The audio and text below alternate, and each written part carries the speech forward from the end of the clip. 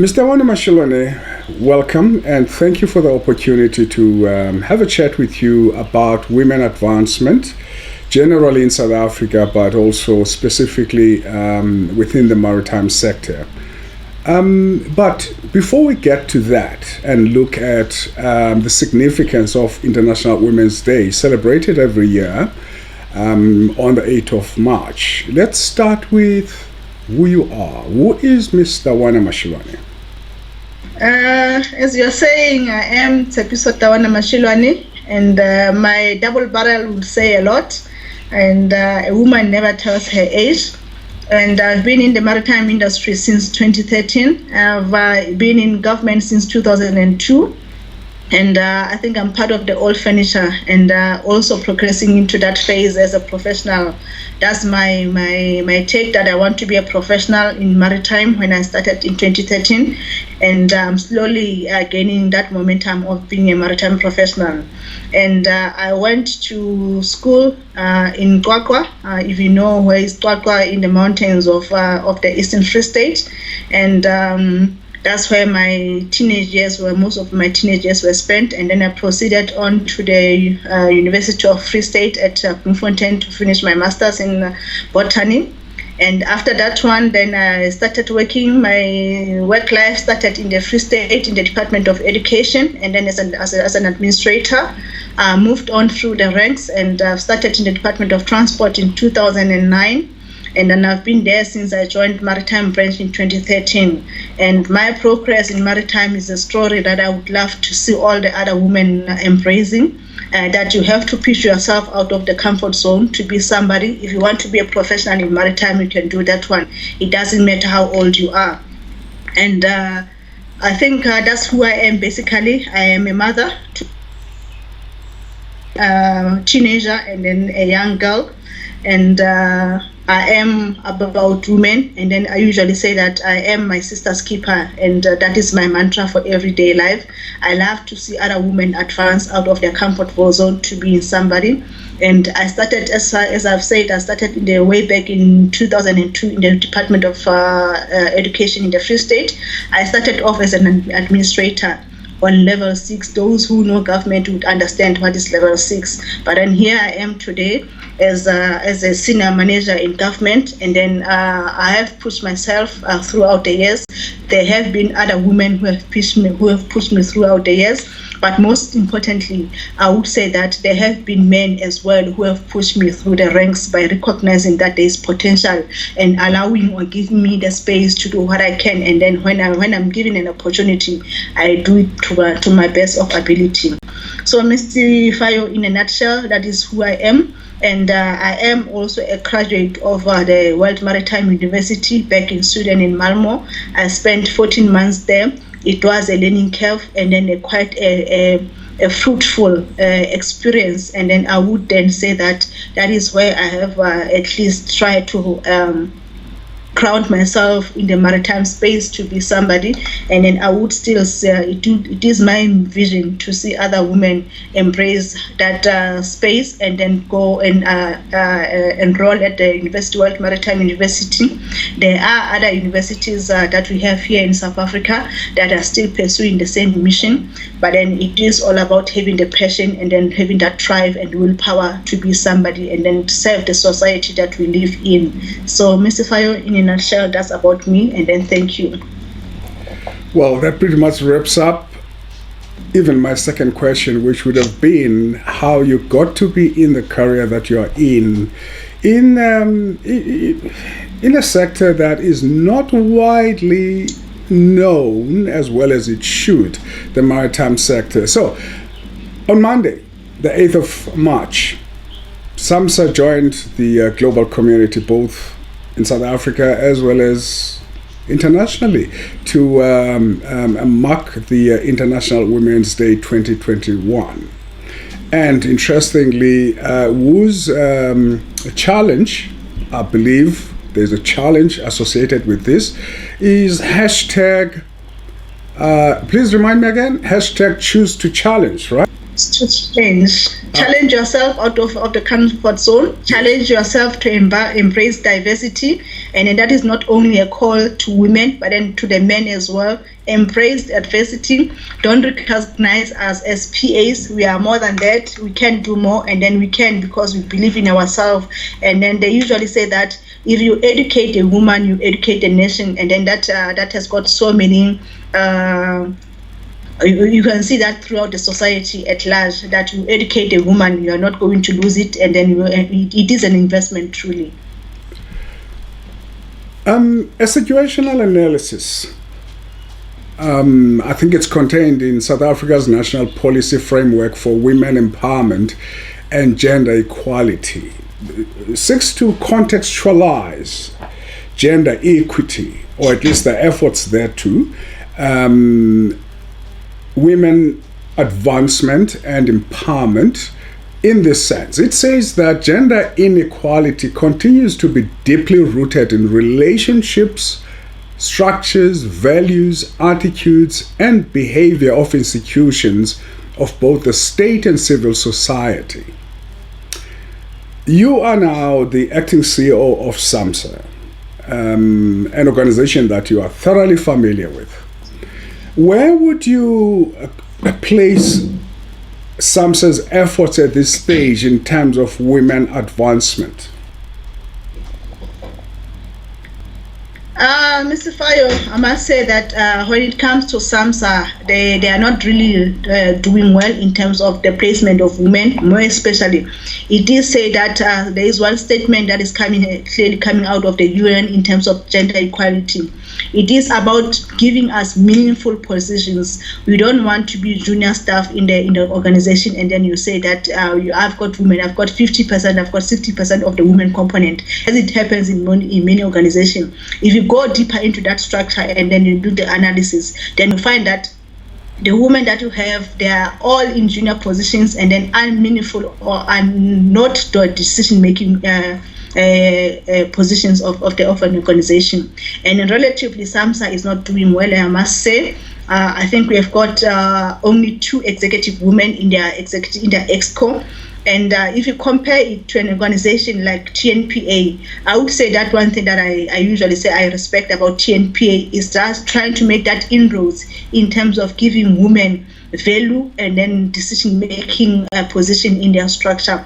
And then as I'm here, it is a little bit of a dicey situation in a sense that it is a secondment, but I still believe, I have said that I've been pushed through, recognized or given the opportunity, and then I would also now give this one to my supervisors back from the Department of Transport by mere recognizing that there is potential in me, and then by giving me this huge responsibility of being the acting CEO. I can say that there are men there who are really embracing the issue of diversifying and then diversity, and then putting and recognizing the value of women power in those positions.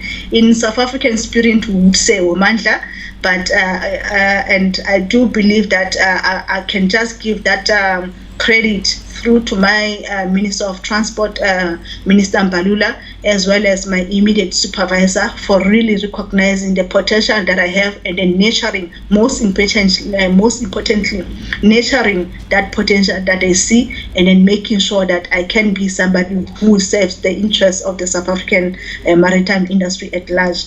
And my take is that we cannot do it alone. You need the support, the societal support that will be having, either be it from the men that are our superiors, be the women who are already there. We need that support structure in order as a woman to make it. And then, but as much as you need that support, you must have it in you also. That that resilient nature that I can make this work, and then I am here because I've got the potential. I am not just here as a token of appreciation, but I am here who can add value to the system and make sure that we have a thriving maritime sector in South Africa. It is not only about maritime, it is about the value that you add into the international shipping, as maritime is international by nature. We do participate in the IMO, and I do believe that that is a call that I have to embrace and then make sure that I deliver on that mandate. There are quite a number of things that need to happen from the SAMSA point of view, and then as long as I'm here, I will try my best to push and then make sure that we achieve at least the bare minimums, more especially of trying to bring in more women into the sector. With that perspective, that broad perspective in mind, I'm glad you mentioned the IMO within context of SAMSA as well, because South Africa is a member state, and SAMSA actively interfaces with the IMO on a regular basis. The IMO has a program. I think they call it the Women in Maritime program. Maritime. Yes. Yes. And quite frankly, it's focused on three core issues. I think the one issue is the creation of regional associations for women. I do know that a few African countries do have one. Secondly, in terms of developing countries, they have what they call an accelerator program towards leadership development and placement in leadership positions, and then broadly an awareness campaign. What, in your view, would work for us in South Africa as a maritime sector, and perhaps coached nicely and pushed, assisted by SAMSA and the Department of Transport? What programs do we need to have in place? For me, we're still running the campaign on awareness. And then we are trying to remodel our awareness campaign, so that it touches from the basic elementary studies that is at your primary level. But then key to that one is mentoring. I know as women in power, we tend not to have that a lot of time on our hands in order for us, more especially if we are a mother, if you are an executive, and then you still have to be a mentor as well. It can be a dicey situation, but then it is up to us as women to at least try to develop that talent and nurture that talent of other young potential women, so that we can just ensure that the training that we have afforded to those young people, then it can retaliate. It can be built. It can be used as a build up or building blocks into managerial position. That is what I usually believe in. I've been mentoring from where I am, from the Department of Transport, some of my female colleagues, and then I can point at least one or two that I have mentored, and then they are at least trying to make inroads into the managerial space. But apart from that one, Mr. Fayo, training is important. There is a notion, because maritime is a highly technical area.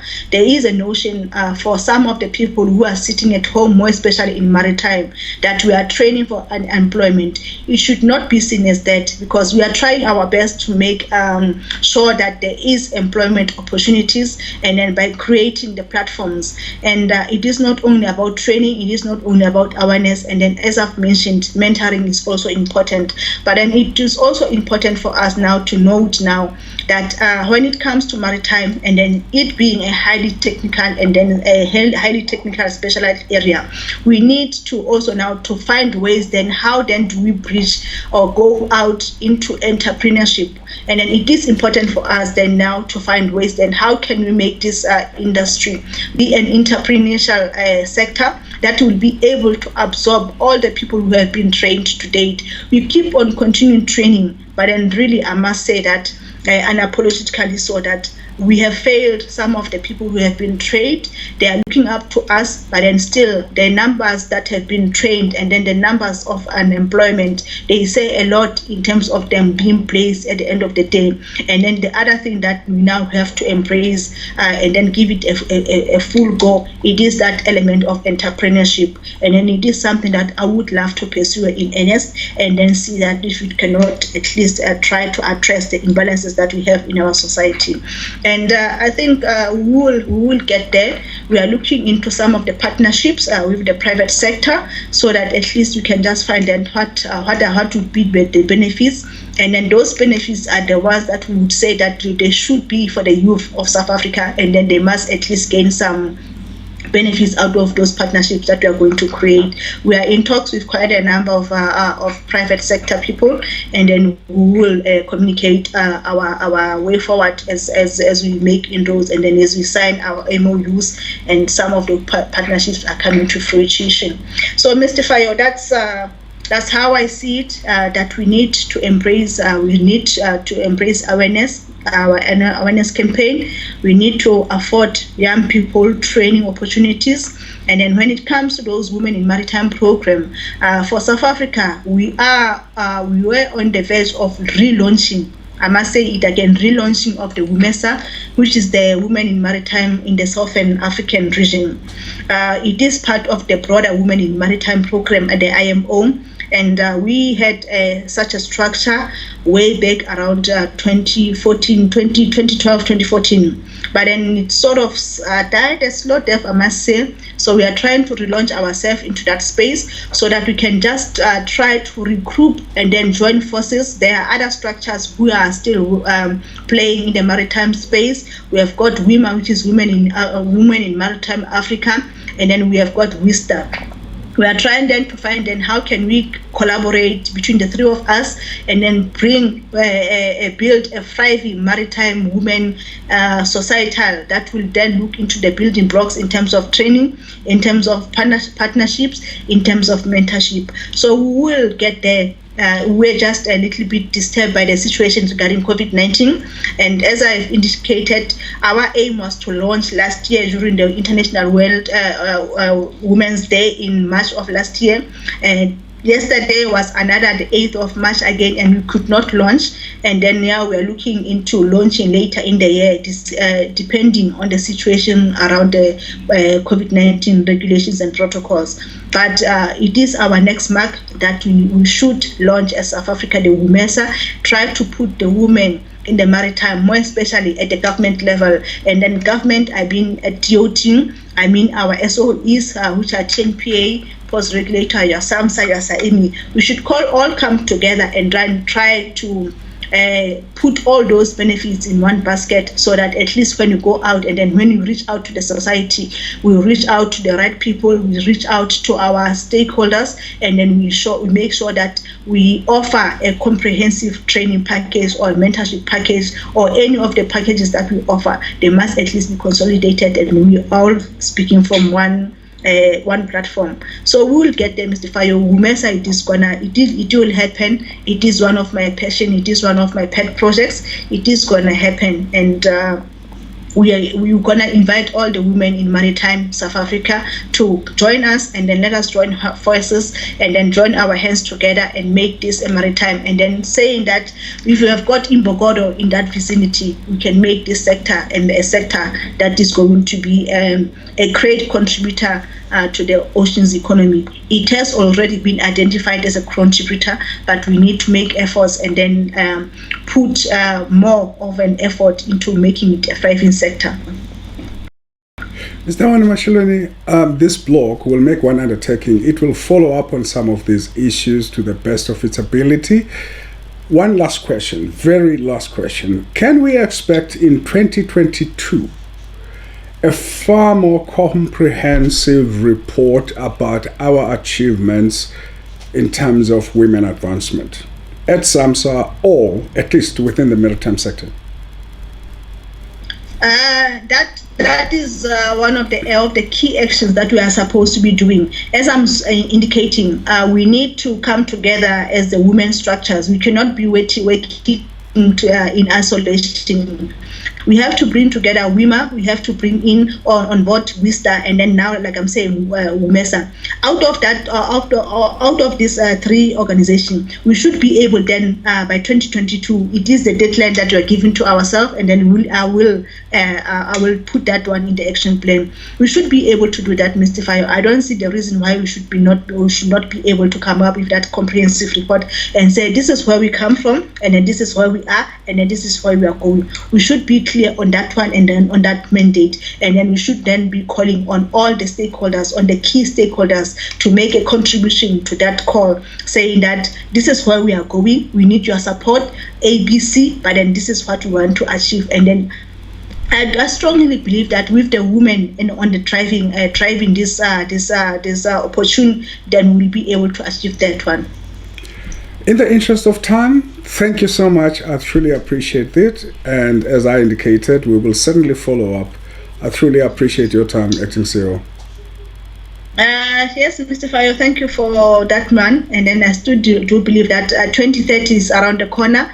The gender equality as per the SDGs of the United Nations, it is something that must be realized. Eradication of poverty, the creation of jobs, it is what we believe in, and then it will be done because we have the women power, and then as women we can. Wonderful. Again, thank you so much. I truly appreciate it.